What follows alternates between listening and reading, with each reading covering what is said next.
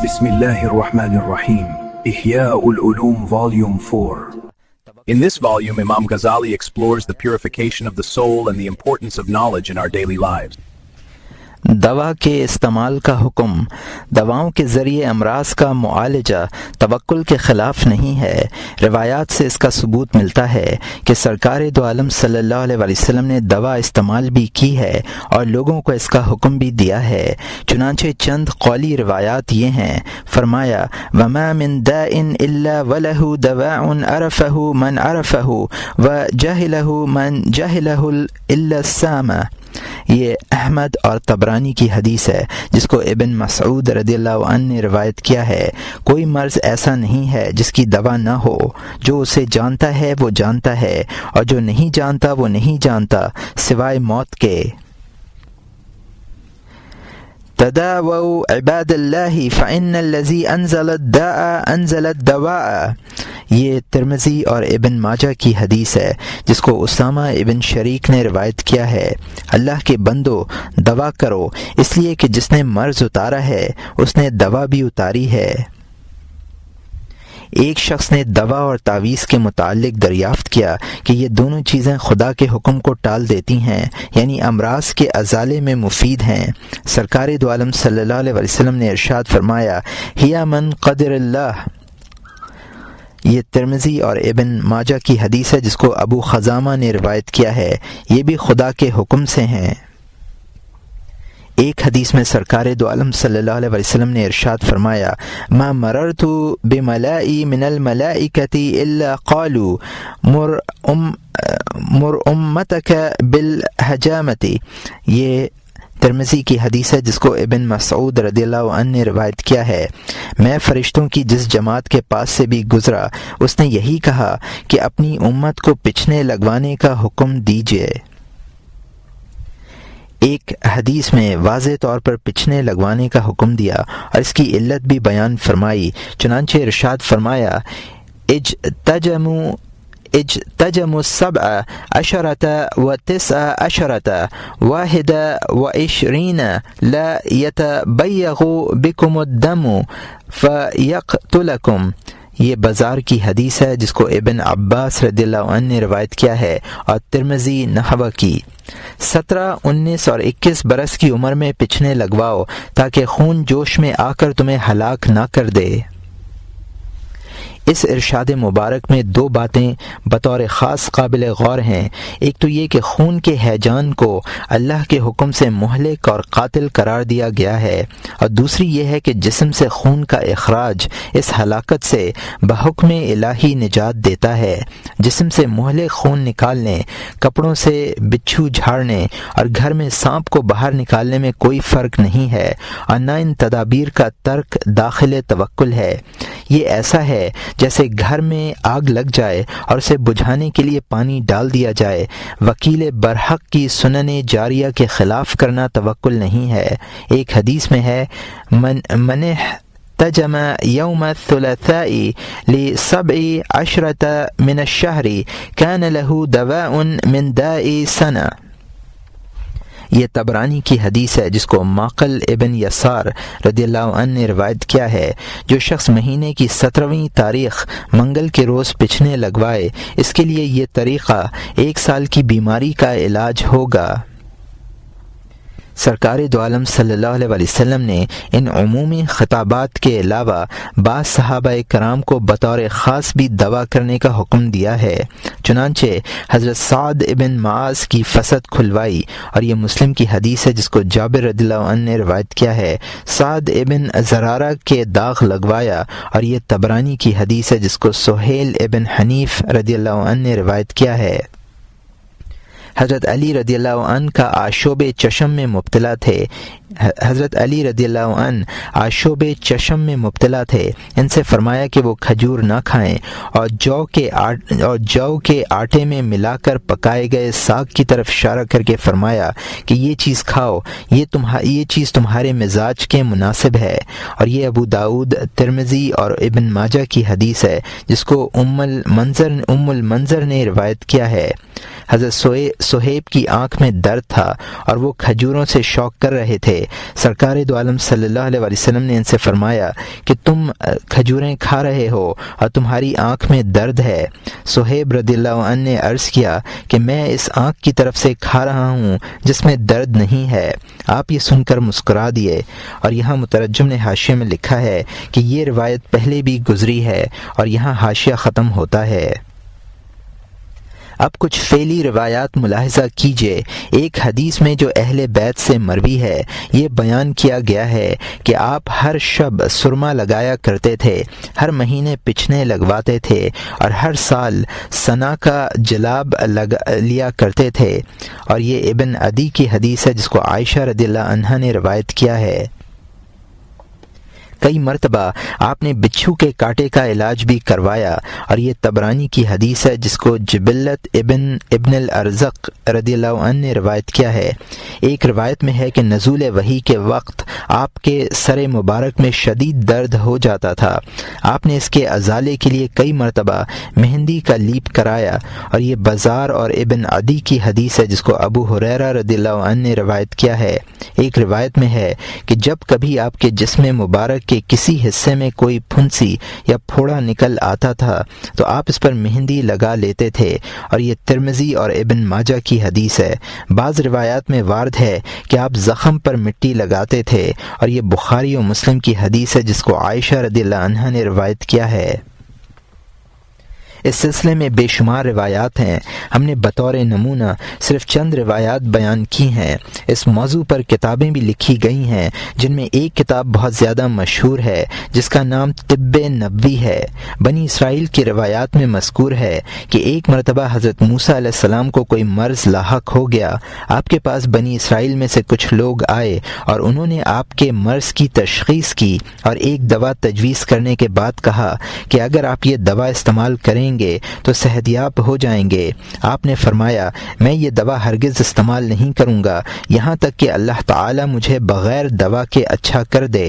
وہ مرض بڑھ گیا، لوگوں نے پھر اصرار کیا کہ آپ یہ دوا ضرور استعمال کریں، اس کی یہی دوا ہے، نہایت مؤثر اور مفید ہے، اور ہم نے متعدد بار اس کا تجربہ کیا ہے۔ آپ نے اس کے باوجود انکار فرما دیا۔ وحی آئی، اللہ تعالی نے فرمایا مجھے اپنی عزت و جلال کی قسم ہے میں تمہیں صحت یاب نہیں کروں گا یہاں تک کہ تم یہی دوا استعمال نہ کرو جو لوگوں نے تمہارے لیے تجویز کی ہے۔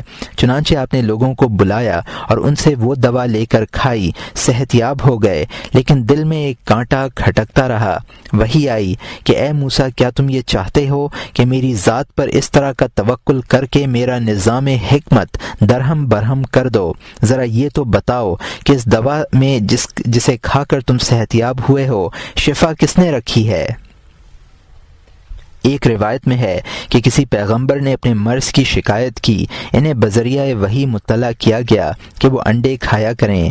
ایک نبی نے ضعف باہ کی شکایت کی، ان کے لیے دودھ اور گوشت تجویز کیا گیا ہے کہ ان میں قوت ہوتی ہے۔ ایک روایت میں ہے کہ کسی قوم نے اپنے نبی سے شکایت کی کہ ہمارے بچے خوبصورت نہیں ہوتے، انہیں بذریعہ وحی اطلاع دی گئی کہ وہ اپنی حاملہ عورتوں کو یہی کھلایا کریں، اس سے بچے اپنی حاملہ عورتوں کو بہی کھلایا کریں، اس سے بچے خوبصورت ہوں گے۔ لیکن اس پر عمل اس وقت کرنا چاہیے جب ان کی عورتیں 3-4 ماہ کی حاملہ ہو جائیں۔ بچوں کے چہرے اللہ تعالیٰ انہی مہینوں میں بناتے ہیں، چنانچہ وہ لوگ حاملہ عورتوں کو بہی کھلاتے تھے اور بچے کی پیدائش کے بعد تازہ کھجوریں کھلاتے تھے۔ اس تفصیل سے ثابت ہوا کہ مسبب الاسباب کی سنت یہی ہے کہ اس نے اپنی حکمت کے اظہار کے لیے مسببات کو اسباب کے ساتھ مربوط کر دیا ہے۔ دوائیں بھی اسباب ہیں اور باقی تمام اسباب کی طرح اللہ تعالیٰ کے لیے مسخر ہیں۔ جس طرح روٹی بھوک کی دوا ہے اور پانی پیاس کی دوا ہے، اسی طرح سکنجین صفرا کی دوا ہے اور سقمونیا دستوں کی دوا ہے۔ اگر ان دونوں میں کوئی فرق ہے تو صرف 2 باتوں میں، ایک یہ کہ روٹی سے بھوک اور پانی سے پیاس کا علاج ایک بدیہی امر ہے، سب لوگ اس علاج کا علم رکھتے ہیں، جبکہ سکنجین سے صفرا کا علاج صرف خاص لوگوں کے علم میں ہوتا ہے۔ پھر جو لوگ تجربے کے ذریعے اس حقیقت کو پا لیتے ہیں کہ صفرا کے مرض میں سکنجین مفید ہے، ان کے لیے سکنجین بھی روٹی اور پانی کے حکم میں ہوتی ہے۔ دوسرا فرق یہ ہے کہ مسہل دوا اور صفراوی مادے کو تسکین دینے والی سکنجین کے لیے باطن میں کچھ اور شرطیں بھی ہیں، اور ان کی افادیت کے لیے کچھ مزاجی اسباب بھی مطلوب ہیں۔ بعض اوقات انسان ان شرائط اور اسباب سے آگاہ نہیں ہو پاتا تو سنا دست نہیں لاتی اور سکنجین صفراویت کو قابو میں نہیں کرتی، لیکن پیاس کو دور کرنے کے لیے سوائے پانی کے نہ کوئی شرط ہے اور نہ سبب۔ ہاں، بعض اوقات آدمی بہت زیادہ پانی پی کر بھی سیراب نہیں ہوتا، لیکن ایسا بہت کم ہوتا ہے۔ بہرحال اسباب میں انہی دو باتوں سے خلل واقع ہوتا ہے، ورنہ مسبب کے بعد سبب ضرور ہوگا، بشرط یہ کہ تمام شرطیں اپنی جگہ موجود ہوں۔ مسبب اور سبب کا یہ باہمی ارتباط مسبب الاسباب کی حکمت، تدبیر، قدرت، تسخیر اور ترتیب کا ایک ادنا کرشمہ ہے۔ اس لیے اگر متوکل اس اعتقاد کے ساتھ مذکورہ اسباب سے استفادہ کرتا ہے تو یہ توکل کے خلاف نہیں ہے۔ حضرت موسیٰ علیہ السلام نے اللہ تعالیٰ کی خدمت میں عرض کیا، پروردگار عالم، مرض اور دوا کس کے ہاتھ میں ہے؟ اللہ تعالیٰ نے ارشاد فرمایا، میرے ہاتھ میں ہے۔ آپ نے عرض کیا، پھر طبیبوں کا مصرف کیا ہے؟ ارشاد ہوا کہ اپنا رزق کماتے ہیں اور میرے بندوں کا دل خوش کرتے ہیں، یہاں تک کہ میرے بندوں پر کسی پر شفا یا قضا آ جائے۔ بہرحال دوا کے ساتھ علم اور حال میں توکل مطلوب ہے، عمل کا توکل مطلوب نہیں، چنانچہ دوا نہ کرنا توکل کے لیے شرط نہیں ہے۔ دوا اور داغ میں فرق۔ یہاں تم یہ کہہ سکتے ہو کہ داغ بھی ایک طریقہ علاج ہے اور اس کی افادیت بھی مسلم ہے، پھر اس سے کیوں منع کیا جاتا ہے؟ اس کا جواب یہ ہے کہ داغ ایسا نہیں ہے جیسے اور طریقہ ہائے علاج ہیں، جیسے فسد کھلوانا، پچھنے لگوانا، مسہل دوا پینا، حرارت کو برودت سے اور برودت کو حرارت سے دور کرنا۔ یہ تمام اسباب ظاہری ہیں۔ اگر داغ بھی انہی جیسا ہوتا تو تقریباً تمام ہی ملکوں میں اس کا رواج ہوتا، حالانکہ یہ طریقہ علاج صرف عربوں اور ترکوں میں مروج ہے۔ یہ بھی منتر اور جادو ٹونے کی طرح وہمی سبب ہے۔ اگر فرق ہے تو صرف اس قدر کہ داغ آگ سے لگایا جاتا ہے اور بظاہر اس کی کوئی ضرورت محسوس نہیں ہوتی، کیونکہ آگ کا داغ لگانے سے جس درد کا علاج کیا جاتا ہے اس کے لیے اور بھی دوائیں ہیں اور علاج کے دوسرے طریقے ہیں جن میں جلانے کی ضرورت نہیں ہوتی۔ آگ سے جلانا جسم کو خراب کرنا اور زخم کو پھیلانا ہے، اس میں یہ اندیشہ رہتا ہے کہ کہیں اس کے اثرات جسم کے دوسرے حصوں میں سرایت نہ کر جائیں، اور اس کے برعکس فسد اور حجامت کے زخم پھیلتے نہیں ہیں اور نہ ان سے غلط اثرات مرتب ہوتے ہیں۔ پھر ان دونوں کے قائم مقام کوئی اور طریقہ بھی نہیں ہے۔ اسی لیے سرکار دو عالم صلی اللہ علیہ وسلم نے داغ دینے سے منع فرمایا، اور یہ بخاری کی حدیث ہے جس کو ابن عباس رضی اللہ عنہ نے روایت کیا ہے۔ منتر، جھاڑ پھونک شرعی حدود میں رہ کر سے منع نہیں فرمایا، اور یہ بخاری و مسلم کی حدیث ہے جس کو عائشہ رضی اللہ عنہا نے روایت کیا ہے، حالانکہ توکل سے دونوں بعید ہیں۔ حضرت عمران ابن حسین کے بارے میں روایت ہے کہ جب وہ کسی مرض میں گرفتار ہوئے تو لوگوں نے ان سے کہا کہ آپ داغ لگوا لیں، مگر انہوں نے ان لوگوں کا یہ مشورہ قبول کرنے سے انکار کر دیا۔ لوگوں نے اصرار کیا، یہاں تک کہ امیر نے قسم دے کر کہا کہ آپ داغ ضرور لگوائیں۔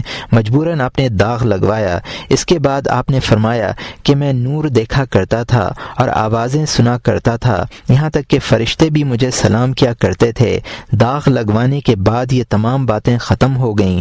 چند داغ لگوانے تھے وہ لگوا لیے، تکلیف اٹھائی اور ہاتھ کچھ نہ آیا، جو کچھ پاس تھا وہ بھی چھن گیا۔ اس کے بعد آپ نے توبہ و استغفار کیا اور الحاح و زاری کے ساتھ دعا کی۔ اللہ تعالیٰ نے وہ معاملات ان کے ساتھ پھر جاری فرما دیے۔ اس واقعے کے بعد انہوں نے مطرف ابن عبداللہ سے فرمایا کہ اللہ تعالیٰ نے مجھے جس دولت سے پہلے نواز رکھا تھا وہ پھر عطا فرما دی ہے، اور ان کے علم میں یہ بھی لا چکے تھے کہ داغ لگوانے سے ان کی کون سی دولت ختم ہوئی ہے۔ بہرحال داغ اور اس طرح کی دوسری چیزیں متوکل کی شان کے خلاف ہیں، کیونکہ ان میں تدبیر کی ضرورت پیش آتی ہے اور متوکل کے لیے تدبیر مناسب نہیں ہے۔ اس میں اسباب کی طرف زیادہ التفات اور میلان بھی پایا جاتا ہے۔ بعض حالات میں دوا نہ کرنا۔ جاننا چاہیے کہ سلف صالحین میں سے بے شمار افراد نے دواؤں کے ذریعے اپنے امراض کا علاج کیا ہے۔ بعض اکابرین سلف ایسے بھی ہیں جنہوں نے کبھی دوا نہیں کی۔ اس سے یہ گمان نہ کرنا چاہیے کہ دوا نہ کرنا ان کے لیے باعث نقص ہے، اس لیے کہ اگر ترک ادویہ کمال ہوتا تو سرکار دو عالم صلی اللہ علیہ وسلم بھی ایسا کرتے، اس لیے کہ سرکار دو عالم صلی اللہ علیہ وسلم کے مقابلے میں کسی دوسرے کا حال زیادہ مکمل نہیں ہو سکتا۔ حضرت ابو بکر صدیق رضی اللہ عنہ کی خدمت میں کسی نے بیماری کے دوران یہ عرض کیا کہ اگر آپ کا حکم ہو تو آپ کے لیے حکیم کو بلا لیا جائے۔ آپ نے فرمایا مجھ پر حکیم کی نظر ہے اور وہ یہ کہتا ہے فعال لما یرید، پارہ نمبر 30 رکوع نمبر 10 آیت نمبر 16، جو چاہتا ہے کر گزرتا ہے۔ حضرت ابو درداء رضی اللہ عنہ سے کسی نے پوچھا کہ آپ کو کیا مرض لاحق ہو گیا ہے؟ انہوں نے فرمایا گناہوں کا مرض۔ لوگوں نے عرض کیا کہ اب آپ کس چیز کی خواہش رکھتے ہیں؟ فرمایا مغفرت کی۔ لوگوں نے کہا اگر آپ کی مرضی ہو تو ہم حکیم کو بلا کر لے آئیں۔ فرمایا مجھے حکیم ہی نے بیمار کیا ہے۔ حضرت ابو ذر رضی اللہ عنہ کی آنکھ دکھ رہی تھی۔ لوگوں نے ان سے کہا کہ آپ اس مرض کا علاج کرائیں۔ انہوں نے جواب دیا کہ میں ان کی پرواہ نہیں کرتا۔ لوگوں نے کہا تب آپ اللہ تعالی سے دعائے صحت کریں۔ فرمایا میں اس سے زیادہ اہم اور مفید دعا مانگوں گا۔ ربی ابن خثیم فالج میں مبتلا ہو گئے۔ لوگوں نے ان سے دوا کے لیے کہا۔ انہوں نے فرمایا کہ میں نے ارادہ تو کیا تھا کہ کسی حکیم کو دکھا دوں اور اس سے کوئی دوا لے لوں، مگر پھر عاد اور سمود اور دوسری قوموں کا خیال آ گیا۔ ان میں بڑے بڑے ماہر اور حاذق طبیب تھے، لیکن آج نہ طبیب موجود ہیں، نہ اور مریض باقی ہیں، نہ دوا کارگر ہوئی اور نہ جھاڑ پھونک ہی کام آئی۔ حضرت امام احمد ابن حنبل رحمۃ اللہ علیہ فرماتے ہیں کہ جو شخص توکل کا راستہ اختیار کرنا چاہتا ہے میں اس کے لیے دوا سے زیادہ ترک دوا پسند کرتا ہوں۔ امام صاحب بعض بیماریوں میں مبتلا تھے، لیکن طبیب کے پوچھنے پر بھی اپنے یہ امراض نہ بتلاتے۔ حضرت سہل تستری رحمۃ اللہ علیہ سے دریافت کیا کہ بندے کا توکل کب ختم ہوتا ہے؟ فرمایا جب اس کے جسم اور مال میں ضرر لاحق ہو اور وہ ان کی طرف التفات نہ کرے، اپنے حال میں مشغول رہے اور یہ خیال رکھے کہ اللہ میرے احوال کا نگراں ہے۔ بہرحال دوا ترک کرنے والوں کی تعداد بھی اچھی خاصی ہے اور ان کا یہ طریقہ سرکار دو عالم صلی اللہ علیہ وسلم کے افعال و ارشادات سے متناقض ہے۔ اسی لیے ذیل میں ہم مانع دوا سبب اسباب بیان کرتے ہیں تاکہ یہ معلوم ہو جائے کہ یہ حضرات دوا کیوں ہیں کرتے تھے، اور یہ کہ ان کا دوا نہ کرنا سرکار دو عالم صلی اللہ علیہ وسلم کے ارشاد و عمل سے مطابقت رکھتا ہے۔ بہرحال دوا نہ کرنے کے چند اسباب ہیں۔ مانع اسباب۔ پہلا سبب یہ ہے کہ مریض اہل کشف میں سے ہو اور اس پر بذریعہ کشف یہ حقیقت منکشف ہو گئی ہو کہ ان کا وقت قریب آ چکا ہے، اب کوئی دوا انہیں فائدہ نہیں دے گی۔ بعض اوقات موت کا قرب رویائے صادقہ ہے، کبھی غلبہ ظن سے اور کبھی حقیقت کشف کے ذریعے معلوم ہو جاتا ہے۔ غالباً حضرت ابو بکر صدیق رضی اللہ عنہ نے علاج اسی لیے نہیں کرایا تھا کہ آپ صاحب کشف تھے، چنانچہ آپ نے وراثت کے سلسلے میں ایک مرتبہ حضرت عائشہ رضی اللہ عنہا سے فرمایا کہ تیری 2 بہنیں ہیں، حالانکہ اس وقت ایک ہی بہن تھی، البتہ آپ کی اہلیہ حمل سے تھیں اور بعد میں لڑکی پیدا ہوئی۔ اس سے معلوم ہوا کہ آپ نے پیدائش سے پہلے ہی بذریعہ کشف یہ بات معلوم کر لی تھی کہ لڑکی پیدا ہوگی۔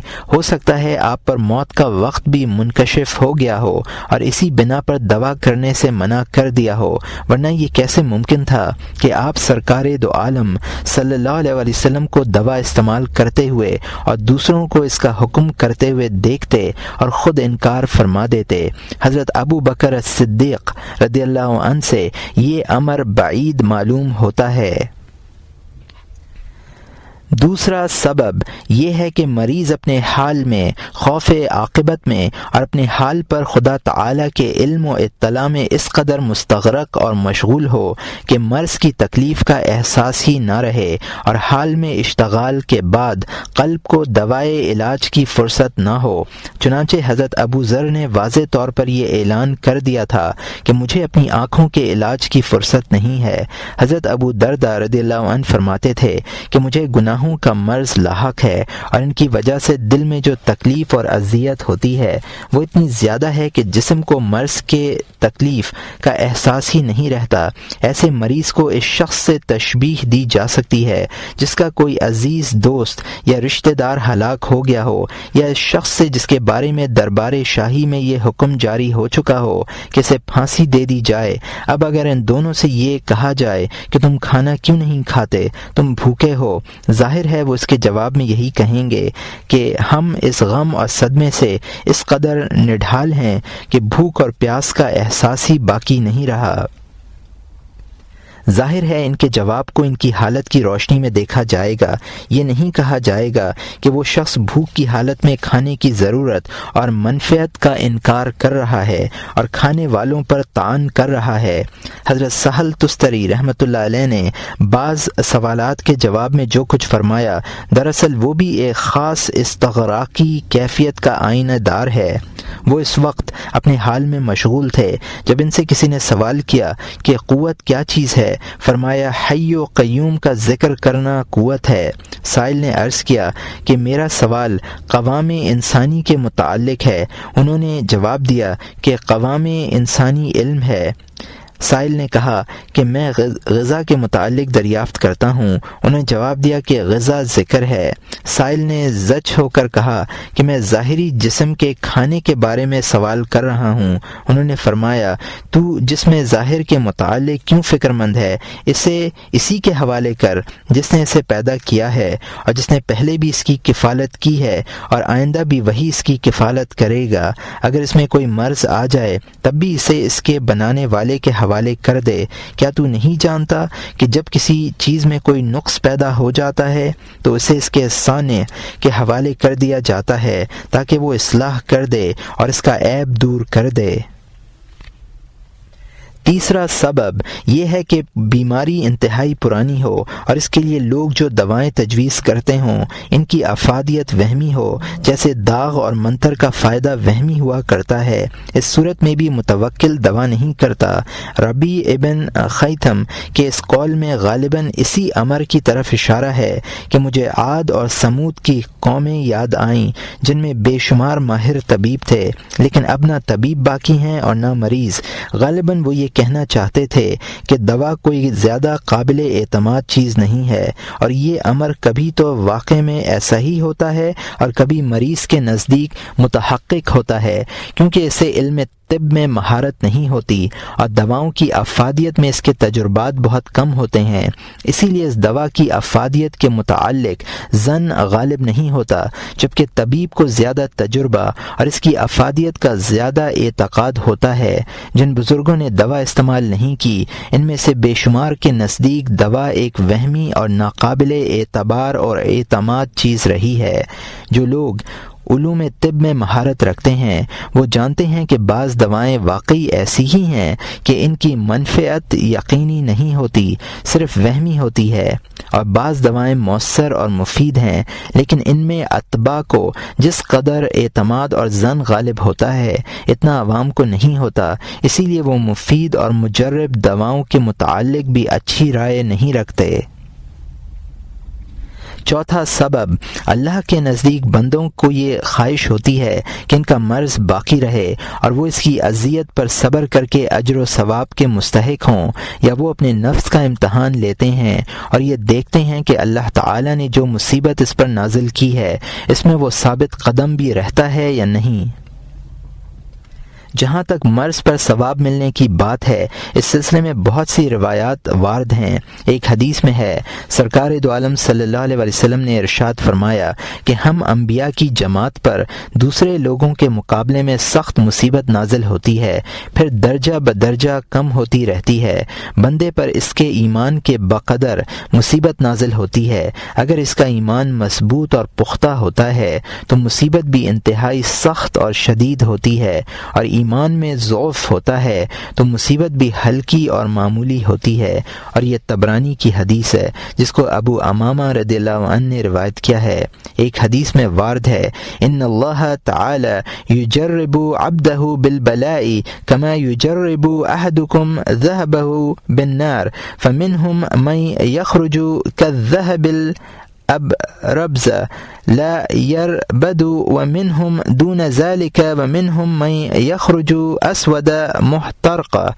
یہ طبرانی کی حدیث ہے جس کو ابو امامہ رضی اللہ عنہ نے روایت کیا ہے۔ اللہ تعالی مصیبت کے ذریعے اپنے بندے کو اس طرح آزماتا ہے جیسے تم میں سے کوئی اپنے سونے کو آگ سے پرکھتا ہے۔ بعض لوگ کندن بن کر نکلتے ہیں، بعض اس سے کم، اور بعض سیاہ اور جلے ہوئے نکلتے ہیں۔ ایک حدیث میں جو اہل بیت سے مروی ہے، سرکار دو عالم صلی اللہ علیہ وسلم نے ارشاد فرمایا کہ جب اللہ تعالیٰ اپنے کسی بندے سے محبت کرتا ہے تو اسے مصیبت میں مبتلا کر دیتا ہے۔ اگر وہ اس مصیبت پر صبر کرتا ہے تو اسے جنتی کرتا ہے، اور وہ اس پر راضی رہتا ہے تو مصطفیٰ کرتا ہے۔ اور یہ طبرانی کی حدیث ہے جس کو ابو عینیہ رضی اللہ عنہ نے روایت کیا ہے۔ ایک حدیث شریف میں ہے، تم یہ چاہتے ہو کہ آوارہ گدھوں کی طرح ہو جاؤ، نہ تم بیمار پڑو اور نہ علیل ہو۔ اور یہ ابو نعیم ابن عبد البر اور بیہقی کی حدیث ہے جس کو ابو فاطمہ رضی اللہ عنہ نے روایت کیا ہے۔ حضرت عبداللہ ابن مسعود رضی اللہ عنہ فرماتے ہیں کہ جب تم کسی مومن کو دیکھو گے تو اسے قلب کے اعتبار سے صحیح اور جسم کے اعتبار سے مریض پاؤ گے، اور منافق کو جسم کے اعتبار سے صحت مند اور قلب کے اعتبار سے بیمار پاؤ گے۔ جب لوگوں نے مرض اور مصیبت کی اس قدر تعریف سنی تو انہوں نے مرض کو پسند کیا اور اسے غنیمت جانا تاکہ اس پر صبر کا ثواب حاصل کر سکیں۔ بعض بزرگان دین کا حال یہ تھا کہ اگر انہیں کوئی مرض ہوتا تو اسے چھپانے کی کوشش کرتے، یہاں تک کہ طبیب سے بھی ذکر نہ کرتے، مرض کی اذیت برداشت کرتے، اللہ کے حکم پر راضی رہتے، اور جانتے کہ دل پر حق اتنا غالب ہے کہ اسے جسم پر اثر انداز ہونے والے مرض کا احساس ہی نہیں ہوتا۔ مرض سے صرف جوارح متاثر ہو سکتے ہیں، اور جوارح کا متاثر ہونا دل کو مشغول نہیں کرتا۔ صرف یہ ہو سکتا ہے کہ بیٹھ کر نماز پڑھیں، اور اللہ کے فیصلے پر صبر کے ساتھ بیٹھ کر نماز ادا کرنا صحت و عافیت کے ساتھ کھڑے ہو کر نماز پڑھنے سے بہتر ہے۔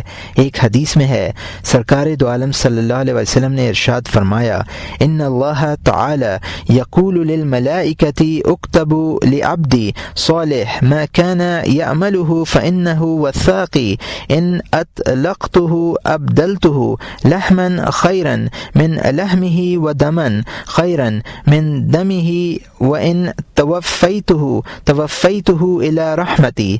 یہ طبرانی کی حدیث ہے جس کو عبداللہ ابن عمر رضی اللہ عنہ نے روایت کیا ہے۔ اللہ تعالیٰ ملائکہ سے کہتا ہے کہ میرے بندے کے لیے وہی نیک اعمال لکھو جو وہ کرتا تھا، اس لیے کہ یہ میری قید میں ہے۔ اگر میں اسے رہا کروں گا تو گوشت کے بدلے اچھا گوشت اور خون کے بدلے اچھا خون دوں گا، اور اگر وفات دوں گا تو اپنی رحمت کی طرف دوں گا۔ ایک روایت میں سرکار دو عالم صلی اللہ علیہ وسلم کا یہ ارشاد گرامی مذکور ہے، افضل الاعمال مکرہت علیہ النفوس، بہترین عمل وہ ہے جس پر نفس مجبور کیے جائیں۔ اس کے معنی یہ ہیں کہ ان پر بہت زیادہ مصائب اور امراض نازل ہوں۔ قرآن کریم کی اس آیت میں اسی کی طرف اشارہ ہے، وَعَسَىٰ أَن تُكْرِهُوا أَشْيَاءً وَهُوَ خَيْرٌ لَكُمْ، پارہ نمبر 2 رکوع نمبر 10 آیت نمبر 200۔ 216۔ اور یہ بات ممکن ہے کہ تم کسی امر کو گراں سمجھو اور وہ تمہارے حق میں خیر ہو۔ حضرت سہل تستری رحمۃ اللہ علیہ فرماتے ہیں کہ اگرچہ آدمی طاعات سے ضعیف اور فرائض کی ادائیگی سے قاصر ہو جائے مگر دوا نہ کرنا طاعات کے لیے دوا کرنے سے بہتر ہے۔ انہیں ایک سنگین مرض لاحق تھا لیکن وہ اس کا علاج نہیں کرتے تھے، تاہم اگر کوئی دوسرا شخص اس مرض میں مبتلا ہوتا تو اس کا علاج ضرور کرتے۔ اگر کسی شخص کو بیٹھ کر نماز پڑھتے ہوئے دیکھتے اور انہیں یہ پتہ چلتا کہ یہ شخص کھڑے ہو کر نماز پڑھنے کے لیے علاج کرا رہا ہے تو بڑا تعجب کرتے اور کہتے کہ اس شخص کا بیٹھ کر نماز پڑھنا اور اپنے حال پر راضی رہنا اس سے بہتر ہے کہ صرف کھڑے ہو کر نماز پڑھنے کی قوت پانے کے لیے دوا کرے۔ کسی شخص نے ان سے دوا پینے کے متعلق سوال کیا، انہوں نے جواب دیا کہ جو شخص دوا کرتا ہے تو اس میں بہرحال اللہ تعالی نے ضعیفوں کے لیے گنجائش رکھی ہے، لیکن افضل یہی ہے کہ دوا نہ کرے، اس لیے کہ اگر وہ کوئی چیز دوا کے بطور استعمال کرے گا خواہ وہ ٹھنڈا پانی ہی کیوں نہ ہو، اس سے اس کے متعلق سوال کیا جائے گا، اور جو استعمال ہی نہیں کرے گا اس سے کوئی سوال بھی نہ ہوگا۔ حضرت سہل اور علماء بصرین کا مسلک یہ تھا کہ نفس کو بھوک سے کمزور کرنا اور شہوات کی قوت ختم کرنا بہتر ہے، اس لیے کہ اعمال قلوب یعنی صبر، رضا اور توکل وغیرہ کا ایک ذرہ جوارح کے پہاڑ برابر اعمال سے افضل ہے، اور مرض قلوب کے اعمال کے لیے مانع نہیں ہے، الا یہ کہ وہ مرض اس قدر شدید اور تکلیف دہ ہو کہ آدمی بے ہوش ہو جائے۔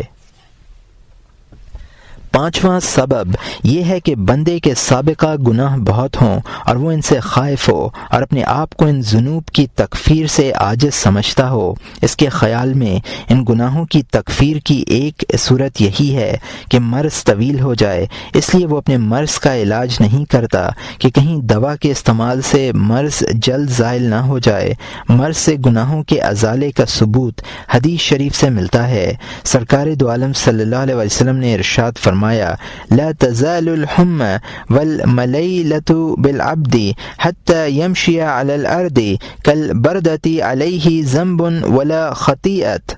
یہ طبرانی کی حدیث ہے جس کو ابو درداء رضی اللہ عنہ نے روایت کیا ہے، اور ابو یعلا اور ابن عدی کی حدیث ہے جس کو ابو ہریرہ رضی اللہ عنہ نے روایت کیا ہے۔ بندہ پر بخار اور تپ لرزہ ہمیشہ اس لیے رہتے ہیں کہ وہ زمین پر ایسا اور بندے پر بخار اور تپ لرزہ ہمیشہ اس لیے رہتے ہیں کہ وہ زمین پر ایسا ہو جائے جیسے اولا کہ نہ اس پر کوئی گناہ ہو نہ خطا۔ ایک حدیث میں ہے ہم یوم کفارۃ سنہ، یہ مسند الشہاب کی حدیث ہے جس کو ابن مسعود رضی اللہ عنہ نے روایت کیا ہے۔ ایک دن کا بخار 1 سال کا کفارہ ہے۔ بعض لوگوں نے اس کی یہ حکمت بیان کی ہے کہ ایک دن کے بخار سے انسان کی 1 سال کی قوت ضائع ہو جاتی ہے۔ بعض لوگ یہ کہتے ہیں کہ انسان کے 360 جوڑ ہیں اور بخار ان سب میں گھس جاتا ہے، تمام جوڑ تکلیف محسوس کرتے ہیں، چنانچہ ہر جوڑ کی تکلیف ایک دن کے گناہوں کا کفارہ بن جاتی ہے۔ ایک مرتبہ سرکار دو عالم صلی اللہ علیہ وسلم نے فرمایا کہ بخار ذنوب کا کفارہ ہے۔ حضرت زید ابن ثابت نے اللہ تعالیٰ سے دعا کی کہ مجھے ہمیشہ کے لیے بخار عطا کیجیے، چنانچہ وہ زندگی بھر بخار میں مبتلا رہے یہاں تک کہ اسی مرض میں وفات پا گئے۔ بعض انصاری صحابہ نے بھی یہی دعا کی، وہ بھی ہمیشہ بخار میں مبتلا رہے، اور یہ احمد اور ابو یعلا کی حدیث ہے جس کو ابو سعید الخدری رضی اللہ عنہ نے روایت کیا ہے۔ ایک مرتبہ سرکار دو عالم صلی اللہ علیہ وسلم نے ارشاد فرمایا، من اذهب اللہ کریمتیہ لم یرد له ثوابا دون الجنة قال فلقد كان من الانصار من يتمنى العمي۔ یہ یہاں مترجم نے حاشیے میں لکھا ہے کہ اس روایت کا پہلا حصہ مرفوع ہے اور اس کا حوالہ پہلے گزر چکا ہے، البتہ فلقد کان آخر تک کی زیادتی کی سند مجھے نہیں ملی۔ فلقد کان آخر تک کی زیادتی کی سند مجھے نہیں ملی، اور یہاں مترجم کا حاشیہ ختم ہوتا ہے۔ اللہ تعالیٰ جس شخص کی دونوں آنکھیں سلب کر لیتا ہے اس کے لیے جنت سے کم ثواب پر راضی نہیں ہوتا۔ راوی کہتے ہیں کہ انصار میں بعض لوگ ایسے بھی تھے جو نابینا ہونے کی تمنا کیا کرتے تھے۔ حضرت عیسیٰ علیہ السلام فرماتے ہیں کہ جو شخص مال میں مصائب اور جسم میں امراض پا کر خوش نہ ہو اور یہ نہ جانے کہ مصائب اور امراض اس کے گناہوں کے لیے کفارہ ہیں، وہ عالم نہیں ہو سکتا۔ روایت ہے کہ حضرت موسیٰ علیہ السلام نے ایک شدید مصیبت زدہ انسان کو دیکھ کر اس کے لیے رحم کی دعا کی۔ وہی آئی کہ اے موسیٰ، اس پر اور کیسے رحم کروں جس مصیبت میں یہ مبتلا ہے، یہ بھی اس کے لیے رحم ہی ہے، میں اس کے درجات اسی مصیبت کے وجہ سے بلند کروں گا۔ چھٹا سبب یہ ہے کہ اس کے نفس کو زیادہ دیر تک صحت مند اور تندرست رہنے سے کبر، غرور اور سرکشی کا خوف ہو، اس لیے وہ مرض کا علاج نہیں کراتا کہ کہیں مرض کے زوال کے بعد نفس میں غفلت، عمل، عناد اور تکبر نہ پیدا ہو جائے اور مفاد کے تدارک کے لیے وہ لیت اور لال نہ کرنے لگے اور خیر کے کاموں کو ٹلانے نہ لگے۔ صحت صفات انسانی کی قوت کا نام ہے، اور جب صفات قوی ہوتی ہیں تو جسم میں شہوات اور خواہشات کو تحریک ہوتی ہے اور معاصی کی طرف میلان ہوتا ہے۔ اگر یہ سب کچھ نہیں ہوتا تب بھی اتنا ضرور ہوتا ہے کہ مباحات سے لطف اندوزی کی خواہش پیدا ہوتی ہے۔ اس خواہش پر عمل کرنے سے وقت بھی ضائع ہوتا ہے اور نفس کی مخالفت اور اسے طاعت کا پابند بنانے میں جو عظیم فائدہ ہونے والا تھا وہ بھی ختم ہو جاتا ہے۔ اللہ تعالیٰ جب کسی بندے کے لیے خیر کا ارادہ کرتا ہے تو اسے امراض اور مصائب کے ذریعے تنبیہ کرتا رہتا ہے۔ اسی لیے یہ کہا جاتا ہے کہ مومن علت، قلت یا ذلت سے خالی نہیں ہوتا۔ ایک حدیث قدسی میں اللہ تعالیٰ فرماتا ہے کہ مفلسی میرا قید خانہ ہے اور مرض میری زنجیر ہے۔ میں مرض کی زنجیر سے مفلسی کے قید خانے میں اس شخص کو قید کرتا ہوں جسے میں اپنی مخلوق میں سب سے زیادہ پسند کرتا ہوں۔ اس سے معلوم ہوا کہ مرض اور مفلسی سے بڑھ کر بندہ مومن کے لیے خیر کی بات کوئی دوسری نہیں ہے، کیونکہ وہ دونوں کے ذریعے سرکشی اور ارتکاب معصیت سے بچا رہتا ہے۔ جس شخص کو اپنے نفس پر خوف ہو اسے اپنے مرض کا علاج نہ کرانا چاہیے، اس لیے کہ اصل عافیت یہ ہے کہ آدمی گناہوں سے بچا رہے۔ ایک بزرگ نے کسی شخص سے دریافت کیا کہ تم میرے بعد کیسے رہے؟ اس نے کہا خیریت سے۔ بزرگ نے کہا اگر تم نے کسی معصیت کا ارتکاب نہیں کیا تو واقعی خیریت سے رہے ہو، اور اگر تم نے گناہ کیا ہے تو اس سے بڑھ کر اور مرض کیا ہو سکتا ہے؟ اس مرض کے بعد تم خیریت سے رہنے کا دعویٰ کیسے کر سکتے ہو؟ حضرت علی کرم اللہ وجہہ نے عراق میں دیکھا کہ عید کے دن چہل پہل، زیب و زینت اور خوشی و مسرت کے آثار ہیں۔ آپ نے لوگوں سے دریافت کیا کہ ان لوگوں کو کیا ہو گیا ہے؟ انہوں نے عرض کیا کہ ان کا عید کا دن ہے۔ حضرت علی رضی اللہ عنہ نے فرمایا جس دن ہم کوئی نافرمانی کریں گے اور وہ دن ہمارے لیے عید کا دن ہوگا۔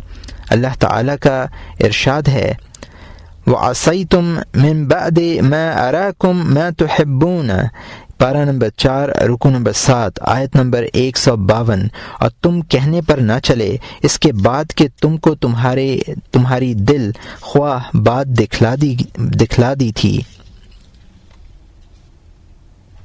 ما تحبون سے مراد عافیت ہے۔ ایک جگہ ارشاد فرمایا ان الانسان لیطغی ان رآہ استغنی، پارہ نمبر 30 رکوع نمبر 21 آیت نمبر 7۔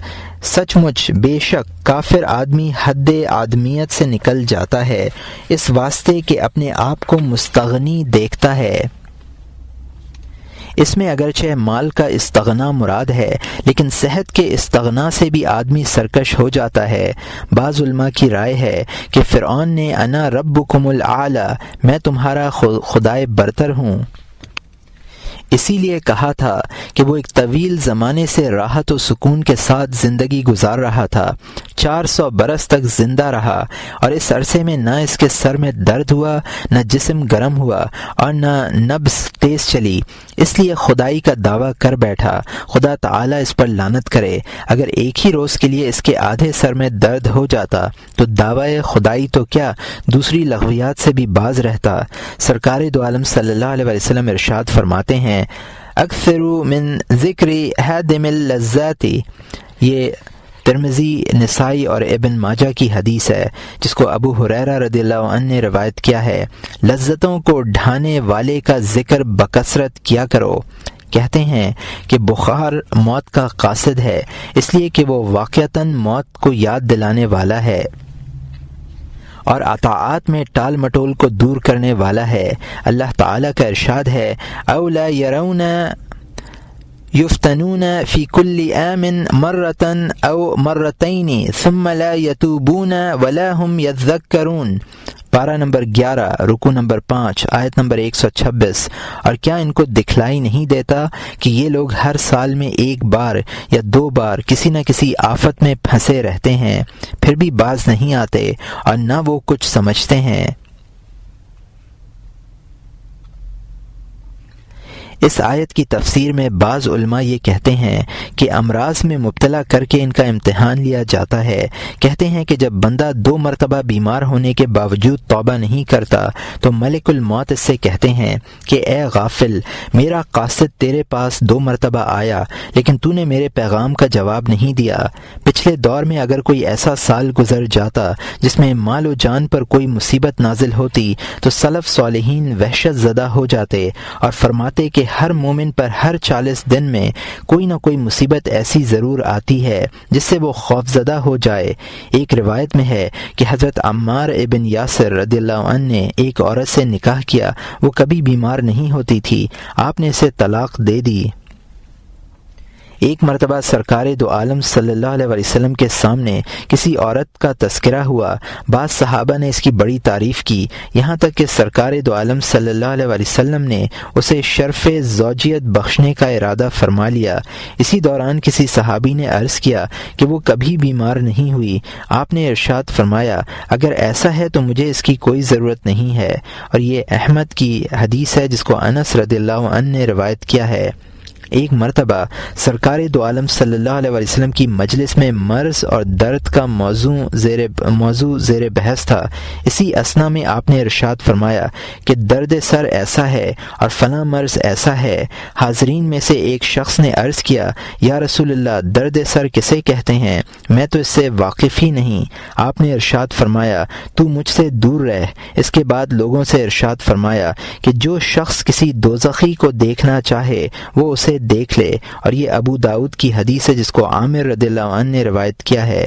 آپ نے اس شخص کو دوزخی اس لیے کہا کہ ایک حدیث میں یہ مذکور ہے، الحم حظ کل مومن من النار، یہ بازار کی حدیث ہے جس کو عائشہ رضی اللہ عنہا نے روایت کیا ہے، اور احمد کی حدیث ہے جس کو ابو امامہ رضی اللہ عنہ نے روایت کیا ہے۔ بخار دوزخ میں سے ہر مومن کا حصہ ہے۔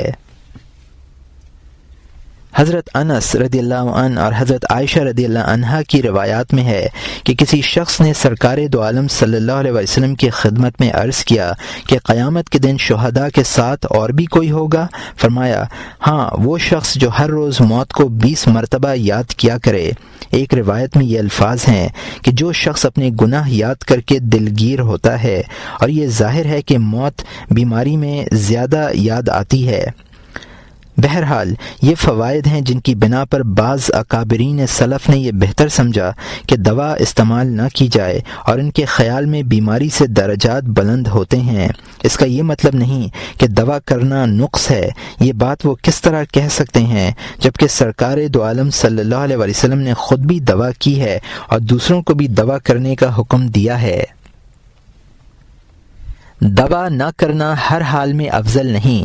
اگر کوئی شخص یہ کہے کہ سرکار دو عالم صلی اللہ علیہ وسلم نے دوا اس لیے کی ہے کہ دوسروں کے لیے سنت بن جائے، ورنہ دوا کرنا ضعفاء کا حال ہے، اقویاء کے درجے میں ترک دوا کے ساتھ توکل واجب ہے۔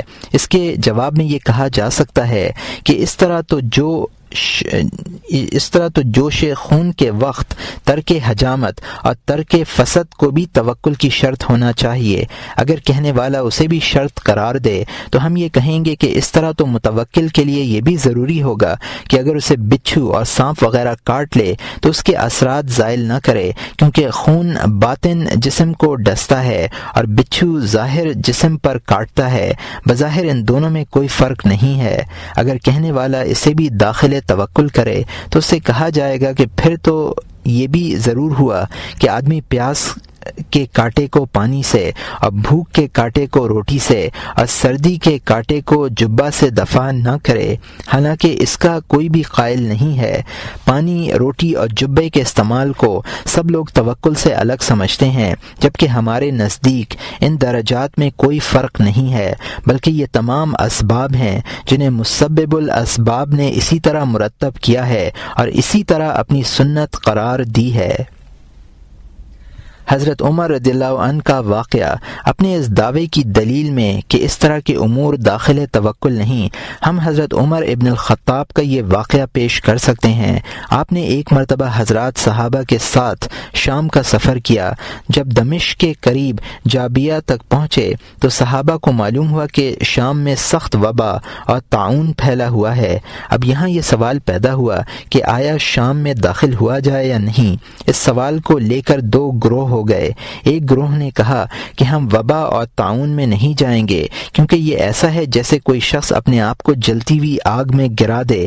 ایک گروہ نے کہا ہم جائیں گے، اللہ پر توکل کریں گے اور جو کچھ ہماری تقدیر میں ہے اس سے گریز نہیں کریں گے، نہ موت سے خوف کھائیں گے اور نہ ان لوگوں کے زمرے میں داخل ہوں گے جن کے متعلق اللہ تعالیٰ کا ارشاد ہے الم تر الی الذین خرجوا من دیارہم وہم الوف حذر الموت، پارہ نمبر 2 رکوع نمبر 16 آیت نمبر 243۔ کیا تجھ کو ان لوگوں کا قصہ معلوم نہیں جو کہ اپنے گھروں سے نکل گئے تھے اور وہ لوگ ہزاروں تھے موت سے بچنے کے لیے؟ دونوں گروہ حضرت عمر کی خدمت میں حاضر ہوئے اور اس سلسلے میں آپ کی رائے دریافت کی۔ جو لوگ شام میں داخلے پر مصر تھے انہوں نے کہا کہ کیا ہمیں اللہ تعالیٰ کی تقدیر سے بھی بھاگنا چاہیے؟ حضرت عمر رضی اللہ عنہ نے جواب دیا ہاں، ہم اللہ کی تقدیر سے اللہ ہی کی تقدیر کی طرف فرار اختیار کریں گے۔ اس کے بعد آپ نے مثال بیان کی کہ فرض کرو کہ تم میں سے کسی شخص کے پاس بکریاں ہوں اور انہیں چرانے کے لیے 2 وادیاں موجود ہوں، ان میں سے ایک سرسبز و شاداب ہو اور دوسری بے آب و گیا ہو۔ اب اگر اس شخص نے سبز و شاداب وادی اختیار کی تب بھی وہ اللہ کی تقدیر اور حکم پر چرانے والا ہوگا، اور خشک و بنجر وادی میں گیا تب بھی اللہ کے حکم اور تقدیر سے جانے والا ہوگا۔ صحابہ نے اس کی تصدیق کی۔ اس کے بعد آپ نے حضرت عبد الرحمن ابن عوف کو قاصد بھیج کر بلوایا۔ وہ ایک روز بعد تشریف لائے۔ ان کے سامنے بھی یہ اختلافی موضوع رکھا گیا۔ حضرت عبد الرحمن ابن عوف نے فرمایا کہ اس معاملے میں میری رائے وہ ہے جو سرکار دو عالم صلی اللہ علیہ وسلم سے سنی ہے۔ حضرت عمر رضی اللہ عنہ نے فرمایا سبحان اللہ، اگر آپ کا ارشاد موجود ہے تو پھر اس اختلاف کی گنجائش نہیں ہے، آپ بیان کریں۔ ابن عوف رضی اللہ عنہ نے فرمایا کہ میں نے سرکار دو عالم صلی اللہ علیہ وسلم کی زبان مبارک سے یہ ارشاد سنا ہے اذا سمعتم بالوباء فی الارض فلا تقدموا علیہ واذا وقع وانتم بها فلا تخرجوا فرارا منها۔ اور یہاں مترجم نے حاشیے میں لکھا ہے کہ یہ بخاری کی حدیث ہے۔ اس روایت سے پہلے حضرت عمر رضی اللہ عنہ کا واقعہ تفصیل سے بیان کیا گیا ہے، اور یہاں مترجم کا حاشیہ ختم ہوتا ہے۔ ترجمہ: جب تم یہ سنو کہ کسی جگہ وبا پھیلی ہوئی ہے تو اس پر اقدام مت کرو، اور اگر کسی ایسی جگہ جہاں تم پہلے سے موجود ہو وبا واقع ہو جائے تو اس سے فرار اختیار مت کرو۔ یہ حدیث سن کر حضرت عمر رضی اللہ عنہ بے حد خوش ہوئے، اور انہوں نے حدیث سے اپنی رائے کی مطابقت پر اللہ تعالیٰ کا شکر ادا کیا اور صحابہ کو جابیہ سے واپس لے آئے۔ دیکھیے یہاں تمام صحابہ کرام نے ترک توکل پر اتفاق کیا۔ معلوم ہوا کہ اس طرح کے امور توکل کے لیے شرط نہیں ہیں، ورنہ صحابہ کرام اس پر اتفاق کیسے کرتے؟ کیونکہ اس سے ترک توکل لازم آتا ہے جو اعلیٰ مقامات میں سے ہے۔ وبائی علاقوں سے فرار نہ ہونے کا حکم، یہاں یہ سوال پیدا ہوتا ہے کہ اگر مضر چیزوں سے بچنا داخل توکل نہیں تو پھر اس زمین سے نکلنے کی ممانعت کیوں کی گئی ہے جہاں تم مقیم ہو اور وبا پھوٹ پڑے؟ طب میں وبا کا باعث ہوا کو قرار دیا گیا ہے۔ ظاہر ہے ہوا مضر ہے اور مضر چیز سے گریز کرنا ہی بہترین علاج ہے، پھر اس کی اجازت کیوں نہیں دی گئی؟ اس کا جواب یہ ہے کہ مضر چیزوں سے بچنا بالاتفاق خلاف توکل نہیں ہے، جیسے مضر چیزوں سے بچنے کے لیے پچھنے لگوائے جاتے ہیں اور فسد کھلوائی جاتی ہے، لیکن ایسا لگتا ہے کہ وبائی علاقے سے باہر نکلنے کا معاملہ اس سے مختلف ہے۔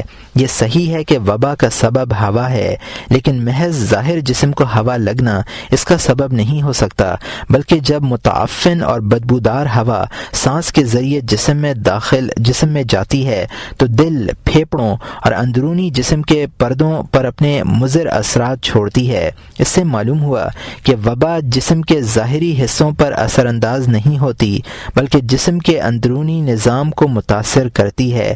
اس لیے اگر کوئی شخص کسی شہر میں رہتا ہے اور وہاں وبا پھیلتی ہے تو غالب گمان یہی ہے کہ وہ اس کے اثرات سے محفوظ نہ رہ سکا ہوگا، تاہم یہ احتمال بھی ہے کہ اس پر یہ وبا اس قدر اثر انداز نہ ہوئی ہو۔ اس صورت میں وبا سے فرار اختیار کرنا تحفظ کا ایک وہمی سبب ہوا، جیسے جھاڑ پھونک اور فال وغیرہ۔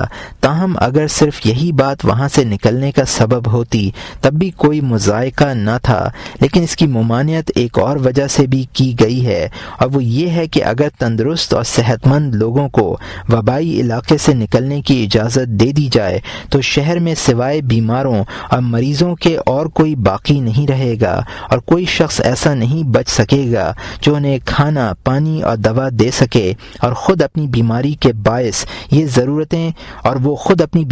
باعث یہ ضرورتیں پوری نہیں کر سکتے۔ اس صورت میں صحت مند لوگوں کا اس شہر سے نکلنا مریضوں کو ہلاک کرنا ہے، اس لیے کہ ان کی زندگی کا احتمال موجود ہے، بشرط یہ کہ صحت مند وہاں رہیں اور ان کی مناسب نگہداشت کریں۔ مسلمانوں کو ایک عمارت کی مثال کہا گیا ہے کہ ایک کی تقویت دوسرے سے ہوتی ہے، یا ایک جسم کے اعضاء قرار دیا گیا ہے کہ اگر ایک عضو کو تکلیف ہوتی ہے تو باقی تمام اعضاء اس کی تکلیف محسوس کرتے ہیں۔ ہمارے نزدیک نکلنے کی ممانعت کی وجہ یہی باہمی تعاون، ہمدردی اور اخوت ہے۔ ہو سکتا ہے اور بھی وجوہات ہوں جو اللہ ہی بہتر جانتا ہے۔ البتہ جو لوگ ابھی شہر میں داخل نہیں ہوئے ان کے لیے یہی حکم ہے کہ وہ باہر ہی رہیں، کیونکہ ابھی تک متعفن اور زہریلی ہوا ان پر حملہ آور نہیں ہوئی ہے، اور نہ شہر کے بیماروں کو ان کی ضرورت ہے کہ اگر یہ لوگ داخل نہ ہوئے تو وہ لوگ ہلاک ہو جائیں گے۔ وہاں پہلے ہی ان کی دیکھ بھال کرنے والے موجود ہیں۔ ہاں اگر شہر میں کوئی ایسا نہ بچا ہو کہ مریضوں کی دیکھ بھال کر سکے اور ان کے کھانے، پانی اور دوا کا کفیل ہو سکے، اور اس صورت میں کچھ لوگ ان بیماروں کی اعانت کے لیے شہر میں داخل ہوں تو عجب نہیں کہ ان کا یہ عمل مستحب قرار پائے، کیونکہ ضرر کا لاحق ہونا ایک وہمی امر ہے اور مسلمانوں کو ضرر سے بچانا ایک یقینی معاملہ ہے۔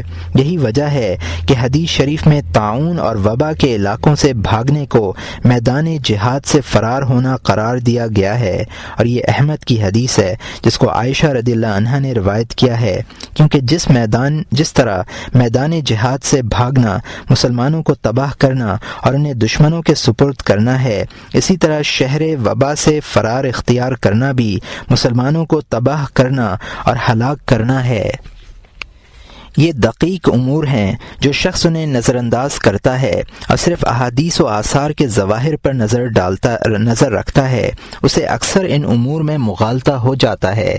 عابدوں اور زاہدوں کو اس طرح کے مغالطوں سے بڑا سابقہ پڑتا ہے، اسی لیے وہ اپنی کم علمی اور کم نظری کے باعث غلطی کر بیٹھتے ہیں۔ علم کا شرف یہی ہے کہ اس طرح کے معاملات میں صاحب علم فریب نظر کا شکار نہیں ہوتا، بلکہ وہ بظاہر مختلف باتوں کو ایک کر کے صحیح راہ تلاش کر لیتا ہے۔ اس تفصیل سے یہ ثابت ہوتا ہے کہ مذکورہ بالا اسباب اور وجوہات کی بنا پر دوا کرنا افضل ہے۔ اس پر اگر کوئی شخص یہ شبہ وارد کرے کہ سرکار دو عالم صلی اللہ علیہ وسلم نے دوا کیوں ترک نہیں فرمائی تاکہ اور فضائل کی طرح یہ فضیلت بھی آپ کو حاصل ہو جاتی، اس کا جواب یہ ہے کہ دوا نہ کرنے کی فضیلت ان لوگوں کے لیے ہے جو مرض کو معاصی کا کفارہ بنانا چاہتے ہوں، یا صحت کی حالت میں نفس کی سرکشی اور شہوات کے تسلط سے خوف زدہ ہوں، یا غفلت سے نجات پانا اور موت کو یاد رکھنا چاہتے ہوں، یا رازین اور متوکلین کے مقامات سے عاجز ہونے کے بعد صابرین کا ثواب حاصل کرنا چاہتے ہوں، یا ان لطائف اور فوائد پر مطلع نہ ہوں جو اللہ تعالی نے دواؤں میں ودیعت فرمائے ہیں، بلکہ ان کے نزدیک دوائیں بھی جھاڑ پھونک کی طرح وہمی ہوں، یا ایسے احوال میں مشغول ہوں کہ دوا نہ کر سکتے ہوں، کیونکہ دوا کریں گے تو یہ احوال باقی نہ رہ جائیں گے، اور ضعف کے باعث ان دونوں صحت اور بقائے احوال میں جمع کرنا ان کے بس میں نہیں ہے۔ لیکن یہ تمام امور جنہیں ہم دوا کے استعمال کے لیے مانع اسباب کہہ سکتے ہیں، عام لوگوں کے لیے وجہ کمال ہیں، جبکہ سرکار دو عالم صلی اللہ علیہ وسلم کی ذات اقدس کے لیے باعث نقصان ہیں، کیونکہ آپ کی ذات گرامی ان تمام مقامات سے بلند اور برتر تھی۔ آپ کی شان کے لائق یہی امر تھا کہ اسباب کے وجود اور عدم دونوں میں آپ کا مشاہدہ یکساں رہے، کیونکہ آپ کا التفات صرف مسبب اسباب کی طرف تھا۔ جس شخص کا یہ مرتبہ ہوتا ہے اسے اسباب میں نقصان نہیں پہنچتا، جیسے مال کی رغبت ایک نقص ہے اور اس سے نفرت کرنا گو کمال ہے، لیکن اس شخص کے لیے نقص ہے جس کے نزدیک مال کا وجود اور عدم دونوں برابر ہوں۔ سونے اور پتھر کو برابر سمجھنے کا مقام اس سے زیادہ مکمل ہے کہ سونے سے بچا جائے، پتھر سے نہ بچا جائے۔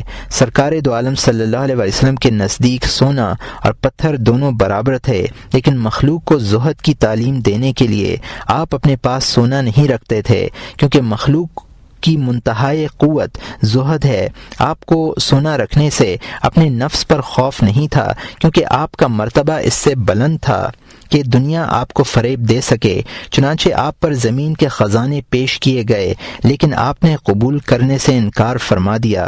بہرحال اسباب کے عدم و وجود کے اسی یکساں مشاہدے کی بنا پر آپ کے نزدیک اسباب کا استعمال کرنا یا استعمال نہ کرنا دونوں برابر تھے، لیکن آپ نے دوا اس لیے استعمال فرمائی کہ اللہ تعالیٰ کی سنت و عادت اسی طرح جاری ہے۔ آپ نے امت کے لیے بھی اس کی گنجائش رکھی تھی، کیونکہ اس میں کوئی ضرر بھی نہیں تھا۔ مال اس لیے جمع نہ فرمایا کہ اس میں بے شمار نقصانات ہیں، تاہم دوا کرنا اس صورت میں ضرر ہو سکتا ہے کہ خالق دوا کے بجائے صرف دوا کو نافع سمجھا جائے، یا دوا اس لیے استعمال کی جائے کہ اس سے حاصل ہونے والی صحت کو معاصی کے ارتکاب کا ذریعہ بنایا جائے، اور یہ دونوں صورتیں ممنوع ہیں۔ لیکن ان دونوں ہی صورتوں کا وقوع شاذ و نادر ہوتا ہے۔ اکثر مومنین معصیت کے لیے صحت حاصل نہیں کرتے، اور نہ محض دوا کو مفید و مؤثر سمجھتے ہیں، بلکہ اس لیے مفید سمجھتے ہیں کہ اللہ تعالیٰ نے ان میں افادیت، تاثیر اور نفع مضمر کر دیا ہے۔ جس طرح پانی بذات خود پیاس زائل کرنے والا یا روٹی اپنی ذات سے بھوک مٹانے والی نہیں ہے، دوا کا حکم کسب کے حکم کی طرح ہے۔ اگر کوئی شخص طاعت یا معصیت پر مدد حاصل کرنے کے لیے کماتا ہے تو اس کا حکم الگ ہے، اور مباحات سے تنعم حاصل کرنے کے لیے کماتا ہے تو اس کا حکم جدا ہے۔ ہم پہلے بیان کر چکے ہیں کہ بعض حالات میں دوا نہ کرنا افضل ہے اور بعض میں دوا کرنا بہتر ہے، اور افضلیت کا یہ اختلاف احوال، اشخاص اور نیات کے اختلاف پر مبنی ہے۔ توکل میں دوا کا استعمال شرط ہے اور نہ ترک دوا شرط ہے، صرف وہمیات کا ترک شرط ہے، جیسے داغ لگوانا اور جھاڑ پھونک کرانا، کیونکہ وہمیات پر عمل کرنا ایسی تدبیرات اختیار کرنا ہے جو متوکلین کے شایان شان نہیں ہیں۔ مرض کے اظہار اور کتمان میں متوکلین کے احوال۔ جاننا چاہیے کہ مرض کا کتمان فقر اور دوسرے تمام مصائب کا اخفاء نیکی کے خزانوں میں سے ایک بڑا خزانہ ہے، اور یہ ایک اعلیٰ مقام ہے، کیونکہ اللہ کے حکم پر راضی رہنا اور اس کی عطا کردہ مصیبتوں پر صبر کرنا ایک ایسا معاملہ ہے جو صرف اس کے اور اللہ کے درمیان ہوتا ہے۔ اس لیے اگر اپنا حال پوشیدہ رکھا جائے تو اس میں بہت سی آفات سے سلامتی ہے، تاہم اگر نیت اور مقصد صحیح ہو تو اظہار میں کوئی مضائقہ بھی نہیں ہے۔ اظہار کے 3 مقاصد۔ پہلا مقصد علاج کرانا ہے۔ ظاہر ہے اس صورت میں طبیب کو اپنے حال سے آگاہ کرنا ہوگا۔ یہ آگاہی بطور شکایت نہیں ہوتی بلکہ بطور حکایت ہوتی ہے کہ جو کچھ اللہ تعالیٰ کی قدرت اس پر واقع ہوتی ہے اسے من و ان نقل کر دیتا ہے۔ چنانچہ حضرت بشر حکیم عبد الرحمن کے روبرو اپنا حال کہہ دیا کرتے تھے۔ اسی طرح امام احمد ابن حنبل رحمۃ اللہ علیہ بھی اپنا مرض بیان کر دیا کرتے تھے اور فرماتے تھے کہ اللہ تعالیٰ کی قدرت مجھ میں جو اثر کرتی ہے میں صرف وہ بیان کرتا ہوں۔ دوسرا مقصد یہ ہے کہ مریض مقتدی ہو اور معرفت میں کامل ہو، اور وہ طبیب کے علاوہ دوسرے لوگوں سے اس لیے اظہار کرتا ہو کہ انہیں مرض میں حسن صبر بلکہ حسن شکر کی تعلیم دے سکے اور یہ بتلا سکے کہ مرض بھی ایک نعمت ہے۔ جس طرح اور نعمتوں پر شکر ادا کیا جاتا ہے اسی طرح اس پر بھی شکر کرنا چاہیے۔ حضرت حسن بصری رحمۃ اللہ علیہ کہتے ہیں کہ اگر مریض اللہ تعالیٰ کی تعریف اور شکر نعمت کے بعد اپنی تکلیف اور درد کا اظہار کرے تو یہ شکوہ نہیں ہے۔ تیسرا مقصد یہ ہے کہ مرض کے اظہار سے اپنا عجز اور اللہ تعالیٰ کی طرف اپنی احتیاج ظاہر کرے، اور یہ صورت اس شخص کے لیے زیادہ مناسب ہے جو قوت اور شجاعت رکھتا ہو اور جس سے عجز و انکسار مستبعد ہو۔ جیسے کسی شخص نے حضرت علی کرم اللہ وجہہ سے ان کی بیماری کے دوران پوچھا کہ آپ کیسے ہیں؟ فرمایا میں برا ہوں۔ لوگ یہ جواب سن کر ایک دوسرے کو دیکھنے لگے، گویا انہوں نے اس جواب کو اچھا تصور نہیں کیا بلکہ شکایت جانا۔ آپ نے فرمایا کیا میں اپنے رب کے سامنے بہادر بنوں؟ حضرت علی رضی اللہ عنہ نے اپنی قوت اور شجاعت کے باوجود یہ بہتر سمجھا کہ اپنے عجز اور اللہ تعالیٰ کی طرف اپنی احتیاج ظاہر کریں۔ اس سلسلے میں آپ نے سرکار دو عالم صلی اللہ علیہ وسلم کی تعلیم اور ہدایت کے مطابق عمل کیا تھا۔ ایک مرتبہ آپ بیمار ہوئے تو یہ دعا مانگی کہ اے اللہ مجھے مصیبت پر صبر عطا کر۔ سرکار دو عالم صلی اللہ علیہ وسلم نے ارشاد فرمایا کہ مصیبت کا سوال تم خود کر رہے ہو، صحت کی دعا کرو۔ اور یہاں مترجم نے حاشیے میں لکھا ہے کہ یہ روایت پہلے گزری ہے اور یہاں حاشیہ ختم ہوتا ہے۔ یہ 3 مقاصد ہو سکتے ہیں جن کی بنیاد پر مرض کے اظہار کی اجازت دی جا سکتی ہے۔ اظہار کے لیے ان مقاصد کی شرط اس لیے ضروری ہے کہ مرض کا ذکر کرنا شکایت ہے اور اللہ تعالیٰ کی شکایت کرنا حرام ہے، جیسا کہ ہم پہلے بیان کر چکے ہیں کہ بلا ضرورت سوال کرنے میں اللہ تعالیٰ کی شکایت ہے، اس لیے ضرورت کے بغیر مانگنا جائز نہیں ہے۔ مرض کا ذکر جس میں خفگی بھی پائی جاتی ہو اور اللہ تعالیٰ کے فعل پر ناپسندیدگی بھی شکایت بن جاتی ہے، لیکن اگر مذکورہ بالا مقاصد بھی نہ ہوں اور خفگی بھی نہ ہو، یوں ہی ذکر کیا کرتا ہو تو اسے ناجائز نہیں کہا جائے گا، لیکن یہ کہا جائے گا کہ اگر ذکر نہ کرتا تو بہتر تھا، کیونکہ بلا وجہ ذکر کرنے میں بھی شکایت کا وہم ہو جاتا ہے۔ مثلا جس قدر مرض ہوتا ہے اس سے کہیں زیادہ بیان کر دیا جاتا ہے، یا دوا نہ کرنے میں توکل کو جس قدر دخل ہوتا ہے اس سے کہیں زیادہ بیان کیا جاتا ہے۔ ان مقاصد کے علاوہ اظہار کی کوئی اور وجہ سمجھ میں نہیں آتی۔ اظہار سے بہتر تو یہ ہے کہ دوا کرے اور صحت پائے۔ ایک بزرگ کہتے ہیں کہ جس نے مرض ظاہر کر دیا اس نے صبر نہیں کیا۔ بعض مفسرین نے قرآن کریم کی اس آیت کی تفسیر میں لکھا ہے کہ یہاں وہ صبر مراد ہے جس میں شکوہ نہ ہو۔ فصبر جمیل، پارہ نمبر 12 رکوع نمبر 12 آیت نمبر 18، سو صبر ہی کروں گا جس میں شکایت کا نام نہ ہوگا۔ حضرت یعقوب علیہ السلام سے کسی شخص نے دریافت کیا کہ آپ کی آنکھیں کس چیز سے ضائع ہو گئیں؟ فرمایا زمانے کے غم و اندوہ سے۔ وہی آئی کہ اے یعقوب تم ہمارے بندوں کے سامنے ہماری شکایت کر رہے ہو۔ حضرت یعقوب علیہ السلام نے عرض کیا اے اللہ میں اپنی غلطی پر نادم ہوں اور توبہ کرتا ہوں۔ طاؤس اور مجاہد کہتے ہیں کہ بیمار پر اس کا آہ آہ کرنا لکھا جاتا ہے۔ اکابرین سلف بیمار کی آہ کو برا سمجھتے تھے کیونکہ اس میں بھی ایک طرح کی شکایت کی جاتی ہے۔ بعض لوگوں کا قول ہے کہ حضرت ایوب علیہ السلام پر شیطان صرف اس لیے حاوی ہوا کہ انہوں نے اپنے مرض میں آہ کی تھی۔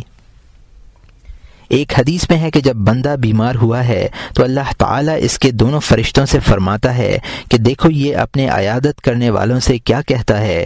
چنانچہ اگر وہ عیادت کرنے والوں سے خدا کا شکر اور تعریف کرتا ہے تو فرشتے اس کے لیے دعائے خیر کرتے ہیں، اور اگر وہ شکایت کرتا ہے یا برائی کرتا ہے تو فرشتے کہتے ہیں کہ تو ایسا ہی رہے گا۔